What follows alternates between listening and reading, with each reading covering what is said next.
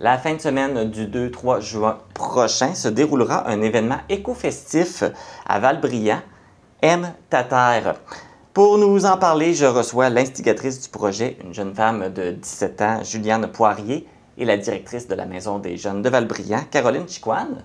Bonjour à vous deux! Allô! Bonjour! Ça va bien? Très bien. Ben oui!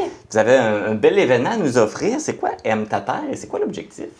C'est un événement qui est concentré plus sur la sensibilisation de la consommation.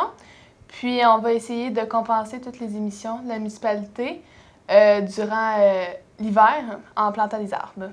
Ah, fait que une belle façon de sensibiliser puis mettre des actions en branle pour faire protéger notre environnement, Ouais, dans le c'est fond. C'est toi qui as eu, Juliane, c'est toi qui as eu cette idée. Mm-hmm. Ça t'est venu de où? Comment c'est arrivé de dire je veux faire un événement environnemental? Ben moi, l'année passée, j'étais dans le comité environnemental à l'école. Puis, il y avait eu à peu près le même projet qui s'avait passé.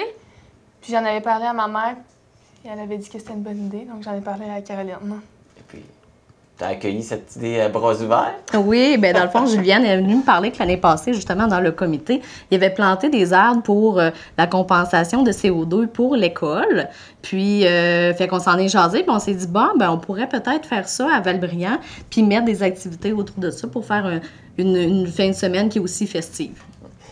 Un événement comme ça se fait pas tout seul. Vous avez sûrement des partenaires. Avez-vous de l'aide financière aussi? Oui, mais nos trois principaux partenaires, c'était la Caisse des Jardins, la municipalité de Val-Brillant, puis Uniborn Canada. Fait que c'est vos principaux, ceux qui vous ont aidé, ceux qui vous soutiennent dans ce projet-là. Oui, c'est ça. Là, on parle d'un événement d'une fin de semaine. Comment ça va se passer? Qu'est-ce qui va se passer cette fin de semaine-là? Le vendredi, il va y avoir un documentaire sur tout déballé, fait que sur l'emballage. Puis le samedi, on commence la journée avec la plantation des arbres. Puis après ça, durant la journée, il va y avoir des ateliers puis des kiosques. Puis en fin de soirée, il va y avoir un DJ.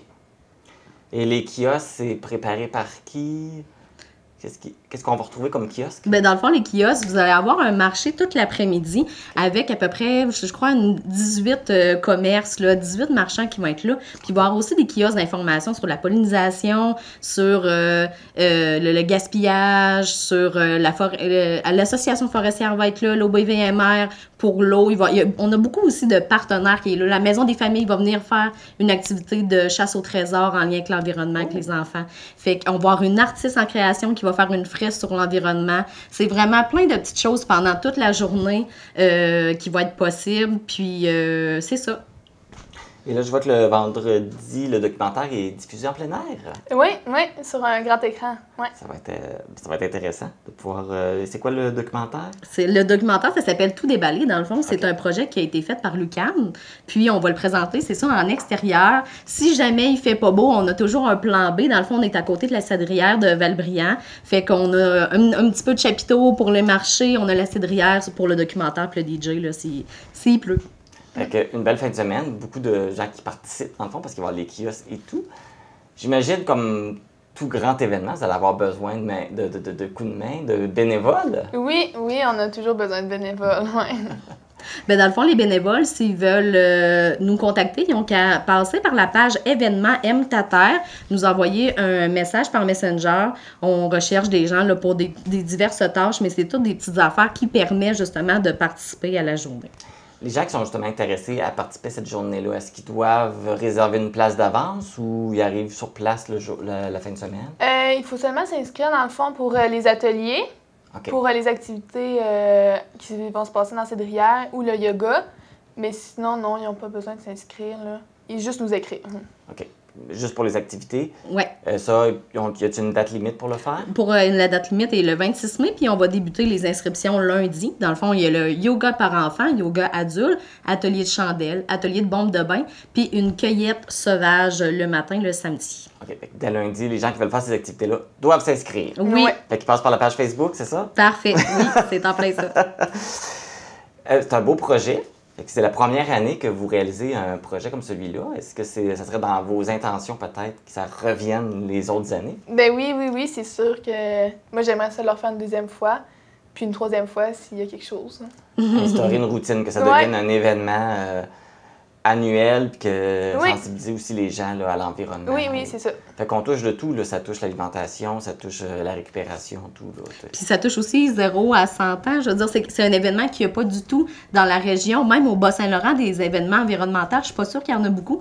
Fait que c'est quand même accueilli, tu sais, de la région du Bas-Saint-Laurent. On a quand même des gens là, de Rimouski qui sont super intéressés par le projet. Puis j'ai déjà des noms de des gens qui disent « Hey, j'aimerais ça l'année prochaine, tu sais, être dans l'équipe, tout ça. » Fait que c'est ça. On a commencé ça d'un certain format, puis on verra. Peut-être que ça va devenir plus gros. Peut-être. Parce que là, actuellement, il y a combien de personnes qui travaillent sur le projet? Mais 3. Trois! Ouais. Les 3 mousquetaires! Ouais. Ouais, c'est la course folle pour le Ouais. moment, mais on va arriver à temps, puis ouais. Parce que là, j'imagine qu'il reste encore beaucoup de choses à organiser. Quand même. Oui. Mais vous allez être prêtes, je suis pas inquiet, puis ça va être très intéressant. Bien, Caroline, Juliane, merci beaucoup. C'est un beau Merci. projet. Puis on vous souhaite beaucoup de succès. On espère que les gens vont répondre en grand nombre. Oui. Oui. Si vous voulez plus d'informations sur l'événement ou vous inscrire à certains ateliers qui vont se donner cette fin de semaine-là, vous pouvez consulter la page Facebook Événement M ta terre. C'est donc un rendez-vous les 2 et 3 juin prochains. Oui, c'est ça. À la Maison des Jeunes de Val-Brillant, au 38 rue des Cèdres, à Val-Brillant.